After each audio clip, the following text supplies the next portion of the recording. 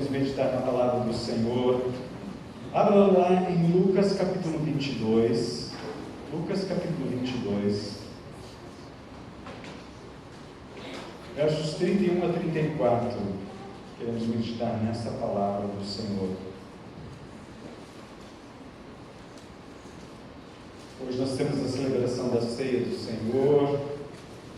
Quarta-feira nós teremos aqui nosso encontro de oração. Não falte, participe.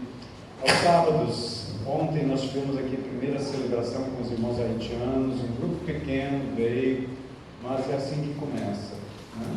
É assim que começa. Tem que ter perseverança.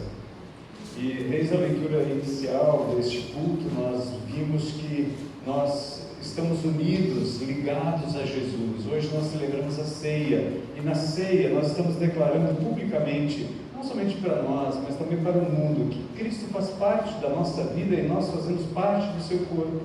Nós somos membros do corpo de Cristo. Cristo é o cabeça e nós membros desse corpo. É por isso que nós dizemos, nós somos membros do corpo de Cristo. Nós não somos membros de uma organização, somos membros de um organismo. O organismo é vivo. A igreja do Senhor Jesus é viva. Jesus, diante daquele local onde havia um lugar chamado Portão do Inferno, ele diz que as portas do inferno não prevaleceriam contra a sua igreja. Por quê? Pedro, este que nós vamos hoje mencionar de uma forma mais especial, os demais apóstolos, todos eles morreram. Os pais da igreja morreram. Os missionários que vieram ao Brasil também já estão no Senhor. E tantos outros. 2000 anos depois, a igreja do Senhor permanece de pé, porque ela foi construída e está sendo construída sobre a rocha. Essa pedra que Pedro menciona, que está lá no Salmo 118, no verso 22. Quando Jesus termina a celebração daquela Páscoa junto com os seus discípulos, a Bíblia nos diz que eles cantaram um hino e foram para o monte. O último hino que eles cantavam na celebração da Páscoa era o Salmo 118.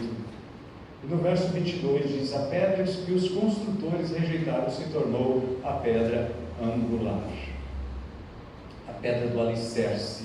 Eu e você estamos sendo edificados em Cristo. Amém? A Bíblia usa vários exemplos para nos ensinar sobre a nossa união com Deus. Uma delas é dizermos que somos filhos, e Deus nosso Pai, Jesus nosso irmão. Ele se fez nosso irmão. Não fomos nós que conquistamos esse benefício. Ele nos atraiu e nos chamou para nos tornarmos, como Ele, filhos do Todo-Poderoso Deus. Amém? Outro exemplo é a árvore. Jesus diz: eu sou a videira, vocês são os ramos. Outro exemplo é também a árvore.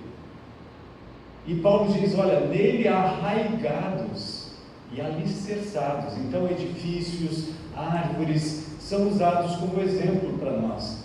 E aqui Jesus usa um exemplo para poder chamar a atenção de Pedro, os demais apóstolos, a mim e a você também, em nosso dia, sobre aquilo que nós enfrentamos no mundo espiritual e no mundo físico e no mundo emocional. Nós precisamos aprender com a palavra do Senhor. Nós estamos sendo edificados por Cristo. Cristo está trabalhando em nós. Deus é o oleiro. Outro exemplo que a Bíblia dá é que nós somos barro. E Ele é o oleiro. Ele está formando a nossa vida em Cristo. Então, deixa Deus trabalhar. Amém? Deixa Deus trabalhar.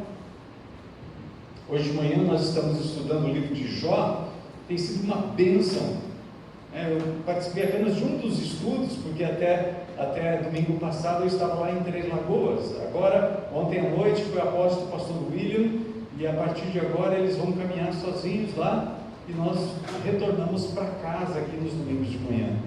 Mas hoje de manhã nós estudamos sobre várias coisas, sobre várias provações, e nós vamos ver no livro de Jó, lá no capítulo 1, que teve um anjo que também apareceu junto com os demais filhos de Deus, os outros anjos, e aquele anjo é identificado na Bíblia como Satanás.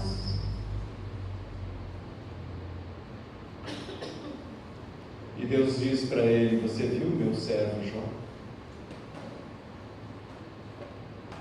Eu saio daqui e vou ir para casa, um carro me fecha para entrar no posto sem dar sinal, colidiu com o meu carro. O rapaz desceu, eu pensei, vou acalmar, né? E aí ele desceu, eu falei, rapaz, você está bem? Ele, rapaz, que barbeiragem que eu fiz. Um crente que não está mais na igreja. A gente olha assim, poxa, prejuízo, né? Mas o que vale uma alma? Eu falei, eu sou pastor, estou lá na igreja, lá na Vila C. Procura pelo meu nome aí, você pegou meu contato, procura pelo meu nome, procura a igreja, procura o reino de Deus. Ele falou, pois é, eu ando flutuando de uma igreja em outra. Eu falei, essa é uma tendência meio que comum nos nossos dias. Você precisa fincar raízes. Você não pode ser uma pedra ambulante. Nós somos edificados como pedras vivas. Pedro diz na sua primeira carta, no capítulo 2, que eu e você somos pedras vivas. Embora seja uma pedra viva, mas nós precisamos ficar fixos. E hoje nós vemos essa flutuação de crente que parece palha. Folha seca, já viu folha seca? Quando dá o vento agora em agosto, então a gente percebe que tem mais vento. Você, mamãe, você, dona de casa, que varre a casa e por perto tem bastante árvores, no final do dia está limpinho? Está cheio de folha, não é verdade? Está cheio de folha. E Paulo diz, olha, para que nós não sejamos mais como meninos, agitados, impelidos por qualquer vento de doutrina. Precisamos firmar raízes. Parabéns às mulheres que estão estudando o livro de Tiago. E não só o livro de Tiago, tem muitos livros preciosos para vocês estudarem. Ruth, Esther, né? Amém? Amém? Mas vamos para o texto. Lucas capítulo 22, versículo 31 a 34, Jesus diz, então naquela noite, juntamente com os discípulos, Simão, Simão, Satanás vos pediu para peneirá-los como trigo, mas eu roguei por ti, para que a tua fé não esmoreça, e quando te converteres, fortalece teus irmãos. Pedro lhe disse, Senhor, estou pronto para ir contigo, tanto para a prisão, quanto para a morte. Disse-lhe Jesus, Pedro, eu te digo que o galo não cantará hoje, antes que tenhas negado 3 vezes que me conheces. O que dizer diante de uma situação assim? Nós queremos hoje meditar sobre isso, que Deus nos dê graça para compreendermos esta palavra do Senhor, amém? Que tipo de peneira de provação você tem passado? Existem várias peneiras. Aqui nós temos um exemplo: peneiras mais grossas, peneiras médias, peneiras bem finas. Existem aquelas micro, né? Que passa somente coisas bem finas. E Jesus diz que esse exemplo de peneirar, como se peneira o trigo, né? Ou como aqui o exemplo anterior que a gente viu ali, peneira de café, né? É o mais conhecido por nós aqui. Quem já peneirou alguma coisa aqui? O que acontece? Você joga para cima a impureza juntamente com o grão, e o vento se encarrega de afastar aquilo que é leve, e aquilo que é precioso permanece dentro da peneira. E assim o processo se repete até que aquilo que é leve seja tirado. Essa semana eu aprendi, quinta-feira, enquanto as irmãs estavam estudando Tiago, eu aprendi que dá para lavar o café. O irmão Dário, que provavelmente trabalhou na lavoura de café, minha família cresceu e se desenvolveu na lavoura de café. Eu nasci e fui criado até 1 ano e 8 meses no meio da lavoura de café. Meus pais cavavam um buraco, porque era um morrado lá em Espírito Santo, me colocavam ali para que eles continuassem trabalhando enquanto eu ficava ali aos cuidados de um cachorro. E numa dessas eu comecei a rolar um pouco abaixo. E a cachorra, ou o cachorro, não sei, acho que era uma cachorra, me segurou pela roupa para que eu pudesse estar aqui com vocês hoje. Amém? Imaginou? Um Vanderlizinho rolando um morro abaixo? Ia ser uma coisa muito estranha, né? Graças a Deus. Deus cuida da gente. E quando aquele dia chegar, eu e você estivermos diante do Senhor, a gente vai olhar a história da gente e a gente vai dizer: Senhor, quantas vezes o Senhor me libertou? De quantos perigos, de quantos desastres, não é verdade? Hoje mesmo poderia ser muito pior, mas pela graça de Deus não foi. Louvado seja Deus. Amém? Louvado seja Deus. Deus é bom o tempo todo. Deus é bom.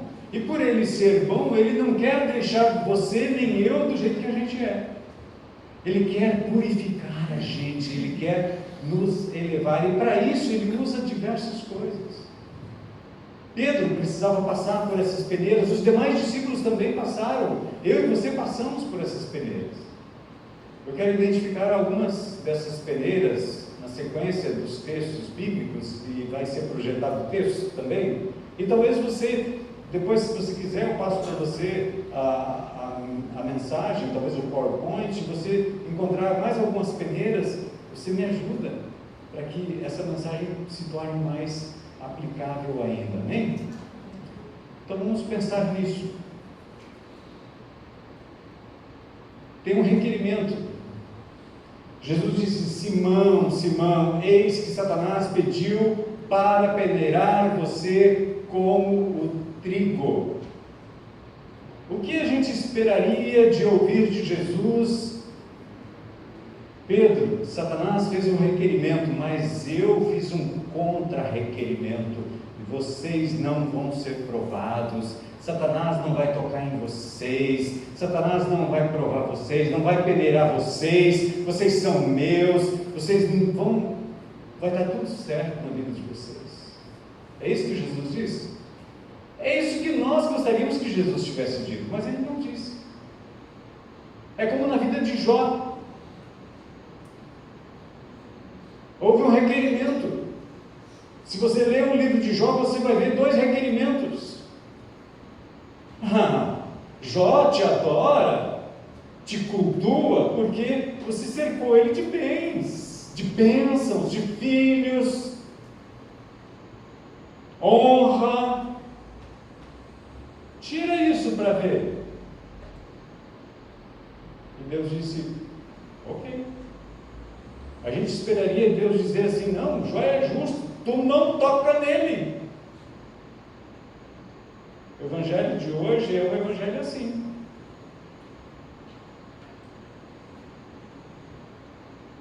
Não é assim que nós ouvimos por aí? Mas o evangelho da palavra de Deus não é isso. A revelação da palavra de Deus não nos dá esse tipo de garantia. Pelo contrário, Jesus disse naquela noite: vocês vão ter aflições, vocês vão ser perseguidos, vocês vão ser mortos, e vai chegar um momento, em João capítulo 16, verso 1 e 2, ele diz que vai chegar um momento em que as pessoas vão matar vocês pensando que estão fazendo culto a Deus. Essa é a realidade que nós enfrentamos. A primeira peneira que Pedro passa é da autoconfiança. Eu estou pronto. Para quê? O que Pedro diz? Senhor, estou pronto para ir contigo, tanto para a prisão quanto para a morte. Nem para a cadeia e nem para a cruz Pedro quis ir. Não é verdade? Segunda peneira, limitação física. Às vezes nós achamos que podemos fazer muitas coisas. Mas a nossa limitação física, ela vai se manifestar mais cedo ou mais tarde. Nós nos esquecemos, nós pegamos no sono. Não é isso que aconteceu com Pedro? Olha só. Chegando ao lugar escolhido, Jesus lhe disse: orai para que não entreis em tentação. E disse-lhes: porque estáis dormindo? Verso 46. Levantai-vos e orai para que não entreis em tentação. Jesus disse para aqueles 3 discípulos que estavam com ele mais adiante, que ele chamou mais para perto de si, e que provavelmente estavam ouvindo Jesus orar. Ele disse: orem comigo.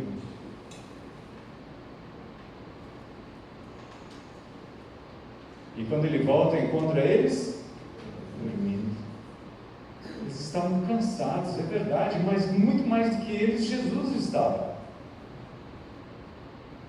E ele diz: vocês não conseguiram orar nem uma hora. Puxa. Terceira tentação, terceira provação, terceira peneira pela qual Pedro passa, eu passo, você passa. Emocional.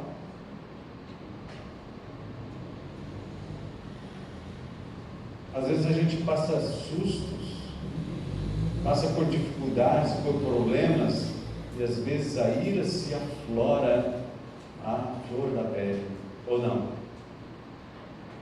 Somos de carne, temos sangue correndo nas nossas veias. Não é sangue de barata, como a gente costumeiramente ouve dizer. Eu não tenho sangue de barata. E aí? Quando acontece um sinistro, quando acontece um problema, como é que nós reagimos? Nós não devemos reagir, nós devemos agir. Agir preventivamente para que a ira não tome conta do nosso coração. Na carta de Paulo aos Efésios, no capítulo 4, Paulo disse no verso 25: irai-vos e não pequeis. Não se deixe pôr a ira sobre o vosso coração, não se deixe pôr o sol sobre a vossa ira.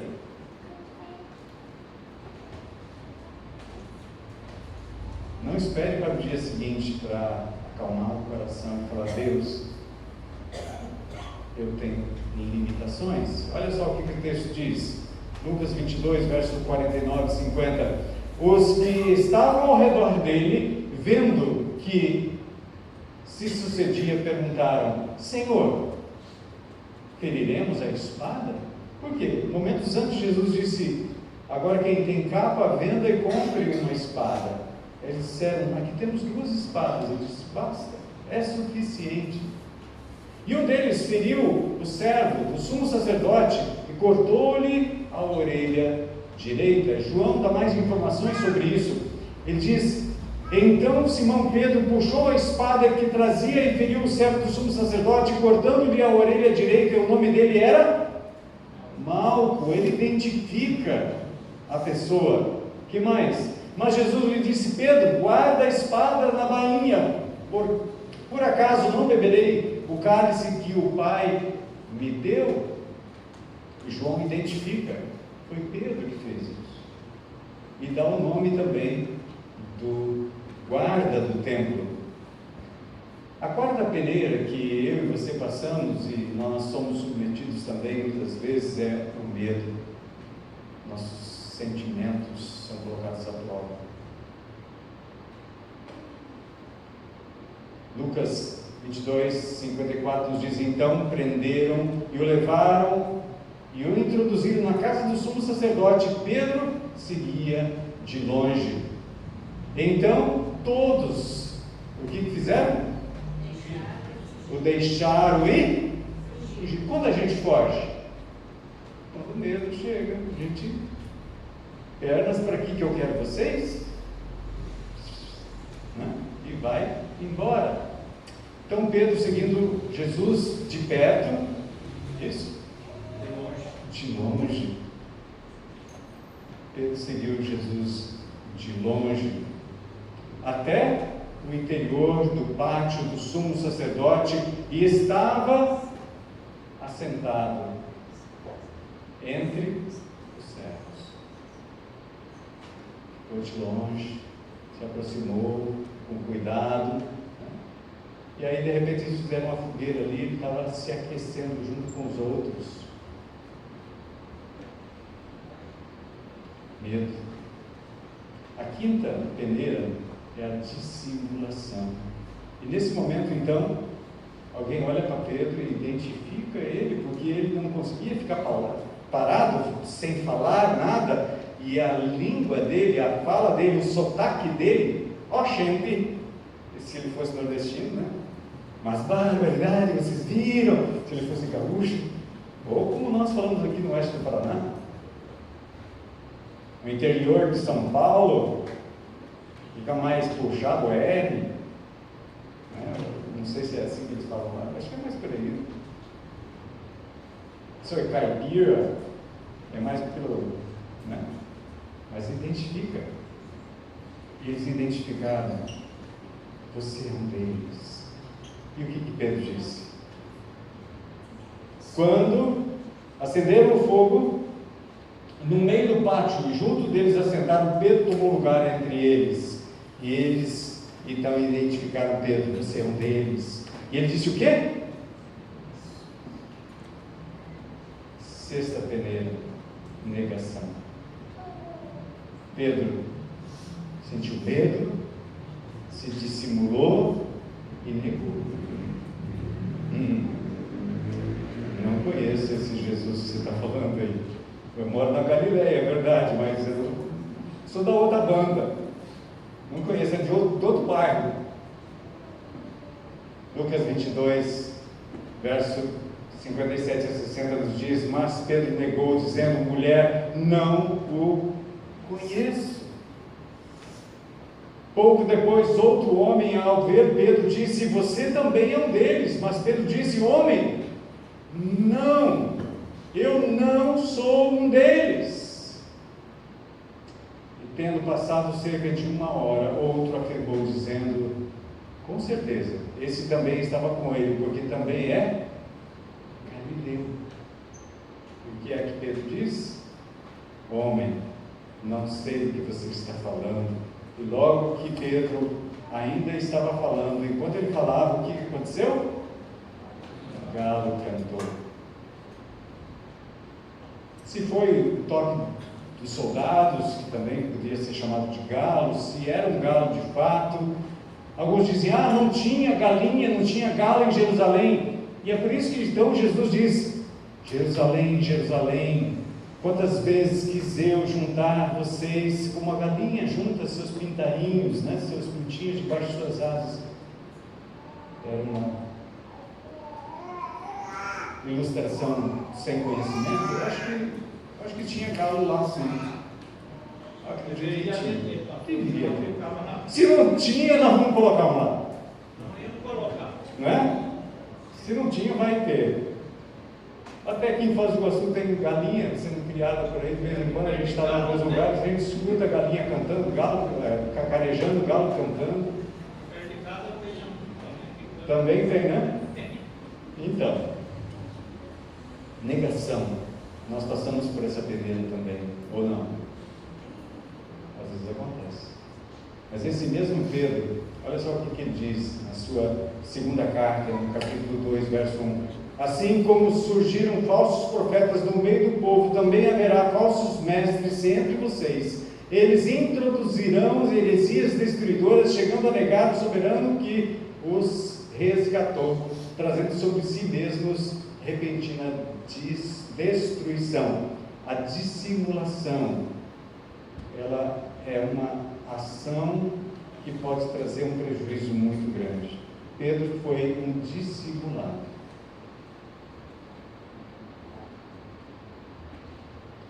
Lucas, capítulo 22, versículo 61. Então, voltando-se o Senhor, fixou os olhos em Pedro, e Pedro se lembrou das palavras do Senhor, como lhe dissera: hoje 3 vezes me negarás antes que cante o galo. Pedro, saindo dali, chorou amargamente.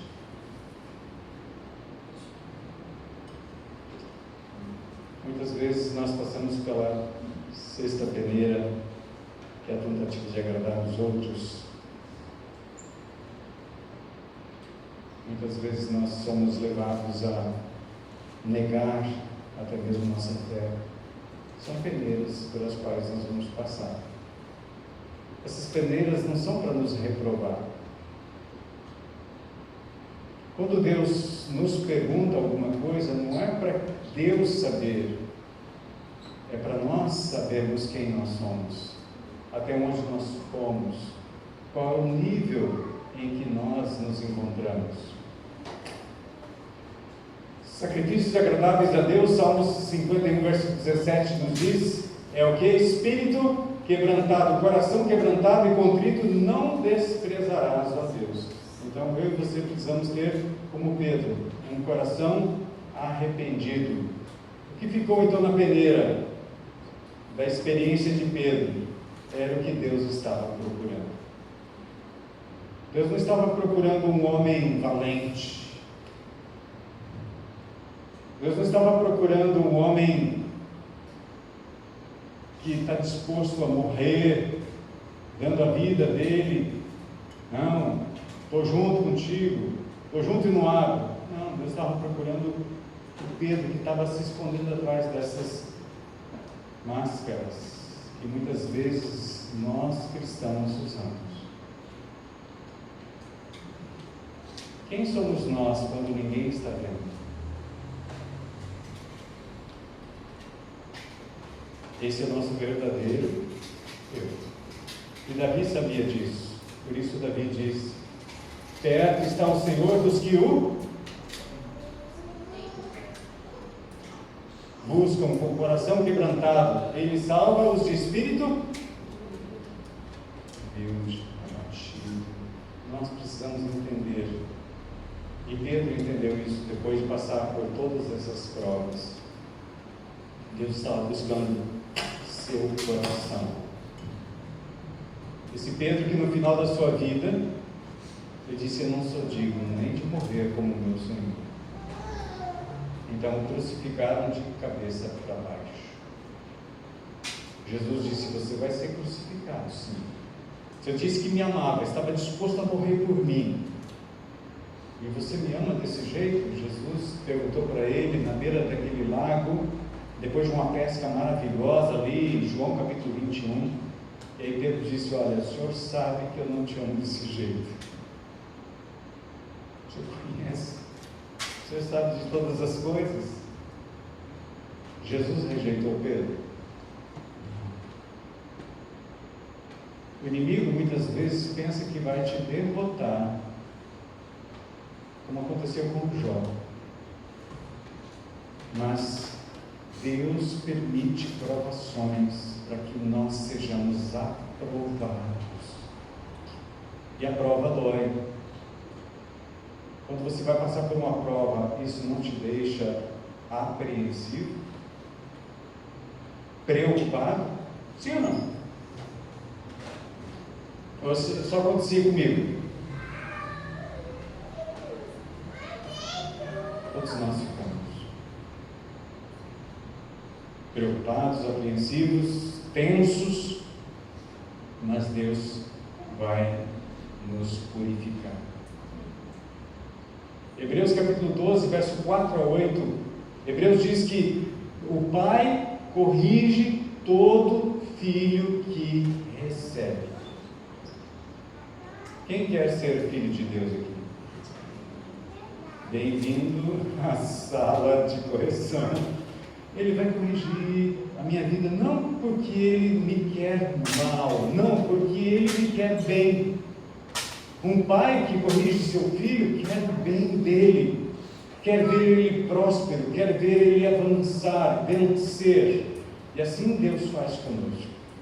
Porque nós carregamos muitas vezes muitas impurezas que este mundo impõe à nossa mente. Eu amo o ministério onde Deus nos colocou. Eu estava num ministério que Eu fui batizado com 30 dias de vida. Dia 8 de agosto de 1965, eu fui batizado. Tinha 30 dias de vida. Mas no dia 7 de abril de 2002, eu desci as águas do batismo, depois de entender que eu precisava nascer de novo.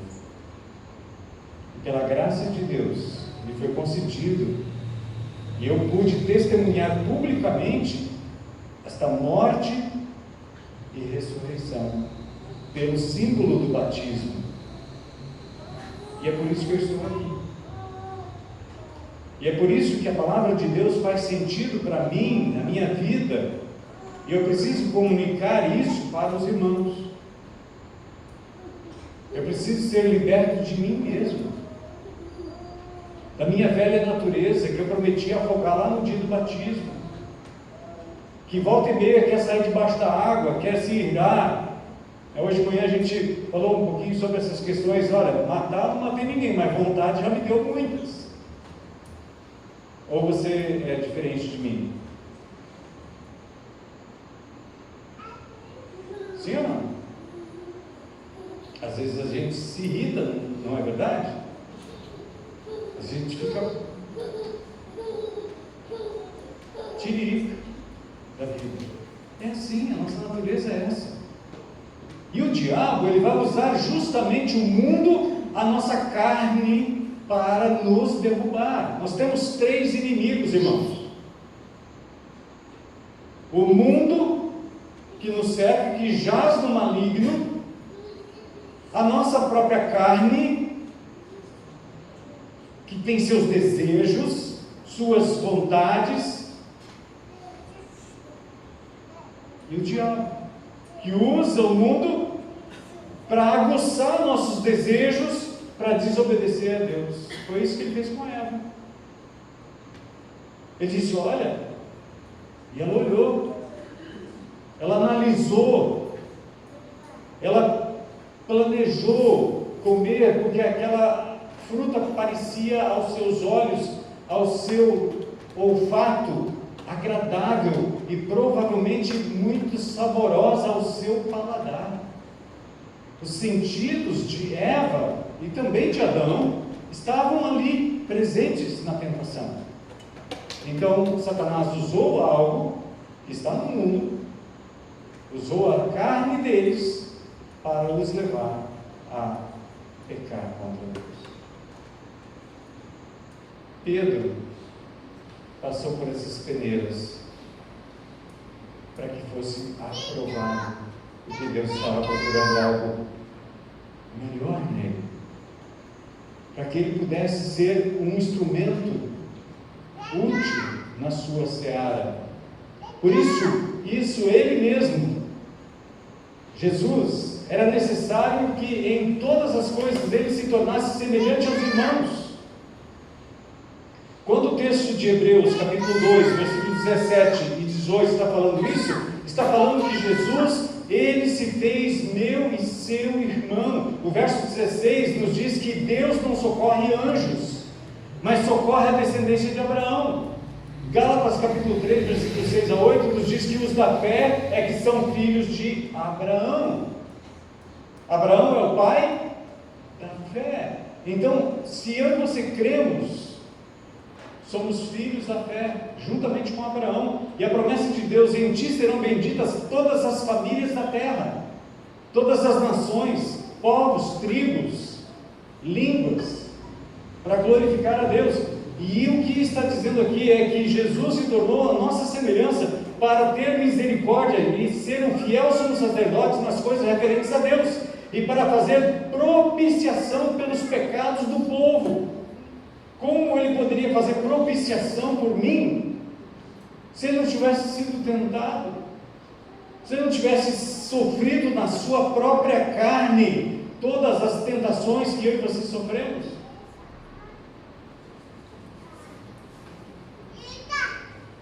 Quatro palavras o apóstolo Paulo fala no capítulo 3 ao 5 de Romanos: propiciação, redenção, justificação e reconciliação. 4 palavras importantes que nós precisamos entender. Propiciação é quando, no dia da purificação, o sumo sacerdote entrava no Santo dos Santos e ali ele aspergia o sangue, não sem antes aspergir sobre o povo. Aspergia sobre o povo, depois ele entrava no Santo dos Santos, aspergia sobre a tampa da arca da aliança. Essa tampa era chamada de propiciatório. Propício é favorável. Deus é favorável a você. Deus é favorável a mim, desde que eu reconheça que eu preciso da graça de Deus. Desse sangue puro, santo, que foi derramado em meu lugar. De que eu não posso me considerar bom o suficiente para chegar diante de Deus e dizer para Ele: olha, eu estou contigo e não abro. Eu enfrento a morte, enfrento a prisão. Na verdade, na hora da provação, nós somos como Pedro, tantas vezes. Isso não nos desaprova, isso só nos serve de exemplo de que nós, sem o Espírito Santo, não temos poder e autoridade de entregar a nossa vida como testemunha. A palavra testemunha em grego é martíros, martirel, martírio. Hoje é considerado como aquela pessoa que morreu em defesa de uma ideia ou de um princípio. É um mártir. Martirel em grego é testemunha. O Espírito Santo é quem dá a mim e a você a condição de morrermos por Cristo. Sem o Espírito Santo nós não vamos ter condições de fazer isso. Então nós precisamos nos encher do Espírito Santo de Deus. Porque foi o Espírito Santo de Deus que estava sobre Jesus que capacitou ele a dizer para Satanás lá no deserto, por 40 dias, não foi só 3 tentações. Mas foram 3 níveis de tentações: emocional, espiritual e física. Você está com fome? Tentação física. Você quer isso aqui? Me adore. Espiritual. Emocional. Está escrito na Bíblia. Você atira aqui abaixo, as pessoas vão ver você pulando aqui e nada vai acontecer contigo, eles vão te ovacionar como Messias. Jesus disse: está escrito, não só de pão viverá o homem, não tentarás o Senhor teu Deus. Amém? Precisamos nos encher da palavra de Deus, do Espírito Santo de Deus que nos capacita. Capítulo 2, verso 18: pois naquilo em que ele mesmo sofreu, quando foi tentado, é poderoso para socorrer os que são tentados. Capítulo 4, versículo 14 a 16: tendo, pois, Jesus, o Filho de Deus, como grande sumo sacerdote que adentrou os céus, conservemos firme a nossa confissão, porque não temos um sumo sacerdote que não possa se compadecer de nossas fraquezas. Pelo contrário, ele foi tentado em todas as coisas a nossa semelhança, mas sem pecado. Portanto, vamos nos aproximar do trono da graça. O que é um trono? É um reino. É um reino. O trono da graça foi estabelecido por Jesus. Nós vivemos o reino de Deus. Romanos 5,17 diz que nós já estamos reinando com Cristo em vida. Então, não tenha dúvida do perdão, do amor de Deus por você. Não se deixe dominar pelas tentações de Satanás, dizendo que você não é adorador, você não pode adorar, você fez isso aqui, aquilo outro, você é indigno, de fato eu sou indigno mesmo, mas por mim foi pago um preço tão alto que você não pode ter acesso a esse perdão que eu fui alcançado. Eu fui comprado, eu tenho as marcas de Cristo em mim, Cristo me selou com seu Espírito Santo, eu pertenço a Ele, e só assim nós vamos vencer. Então vamos nos chegar ao trono da graça com confiança, a fim de recebermos o que é misericórdia e encontrarmos graça para a ajuda no momento oportuno. Portanto, quando você estiver passando por provas, lembre-se, Deus está trabalhando. Ainda que o inimigo pense que possa estar te derrotando, se você permanecer no Senhor, você vai alcançar a vitória. O final do livro de Jó nos fala que Deus concedeu a Jó o dobro de tudo aquilo que ele possuía. Você já leu no livro de Jó? No capítulo 42 nos diz que se ele tinha 500 juntas de bois, ele passou a ter 1000. Se ele tivesse 2000 ovelhas, passou a ter 4. Se ele tinha 10 filhos, ele passou a ter mais 10. 20 filhos. 20 filhos. Porque para Deus, aqueles 10 filhos não estão mortos. Os 10 filhos que morreram no mesmo dia, para Deus, eles continuam existindo. Isso mostra que, quando eu e você deixarmos essa existência, nós continuamos existindo. Amém? Deus não é Deus de mortos, Deus é Deus de vivos. Por isso nós podemos celebrar o dom da vida, o Senhor da vida. Ele ressuscitou, e eu vou ressuscitar, você vai ressuscitar. Quando Ele voltar, Ele vai nos levar junto com Ele para a casa do Pai. Amém?